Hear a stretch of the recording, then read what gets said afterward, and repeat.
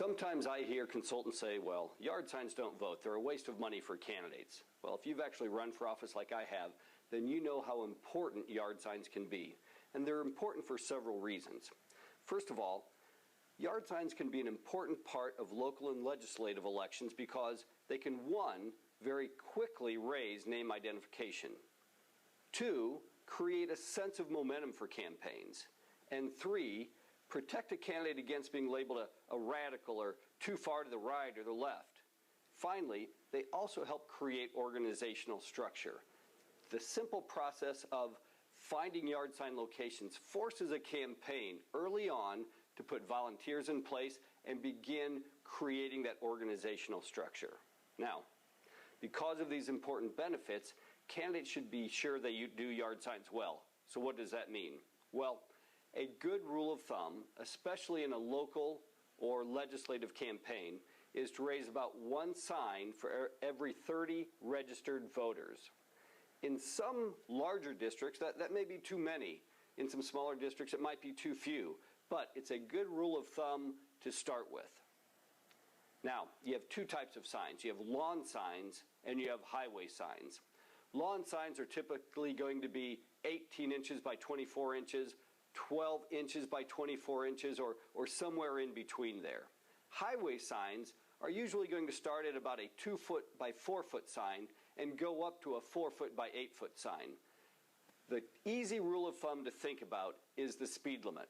If you have a road or a street that's 30 miles per hour or less, you're going to want to use a smaller lawn sign. But if you have a road where the speed limit is 35 miles per hour or more, you're going to want to use a highway sign. The faster the speed, the bigger the sign, because cars have to be able to read it if you're going to spend the money on having a sign out there. To make a big impact on voters and donors in a small amount of time, a campaign should overwhelm the district with yard signs all at once. Now, some campaigns make the mistake of dribbling their signs up slowly over a period of weeks. This may be sufficient, but it lacks the real punch that yard signs can bring to a campaign. To make a real impression, campaigns should be first and biggest with yard signs. That means choosing a weekend early on and raising your yard signs all at once. This will have a more dramatic impact and create a sense of momentum for your campaign, not to mention scaring the daylights out of your opponent. Now, finding yard sign locations can be challenging, but here are 5 important ways that you can get the job done. First of all, door knock. If you have volunteers or the candidate door knocking the district, every time you stop at a door and visit with someone, ask them if you can put a sign in their yard, unless, of course, they just simply hate you. Number 2, whenever you go, when you're at the grocery store, when you're at a local event, keep volunteer or yard sign-up cards in your pocket and hand them to people as you visit with them. You'll be amazed at how many of those you get back. Number 3, there's no substitute for organizing phoners to simply call through voters in a district and ask them if you can put your sign in your yard. Now, what you want is for them to call potentially favorable voters, and so you'll want to target your own political party in most cases.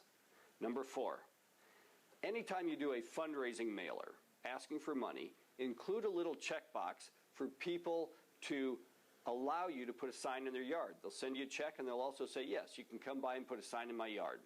Finally, make sure that you have a prominent yard sign up on your website, your Facebook page, or any other social media that you utilize. And then drive people to that sign up using either paid media or viral media and email. You have different types of yard signs. You have corrugated plastic, you have polybag signs, and you have poster board signs. We generally recommend corrugated plastic because they're inexpensive and they're durable.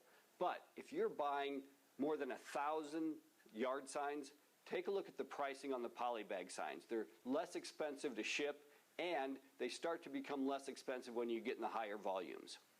Here's the bottom line. Yard signs bring structure, organization, and momentum to a campaign. Make sure you do them well, and utilize the tips in this video to become a winner in your next election.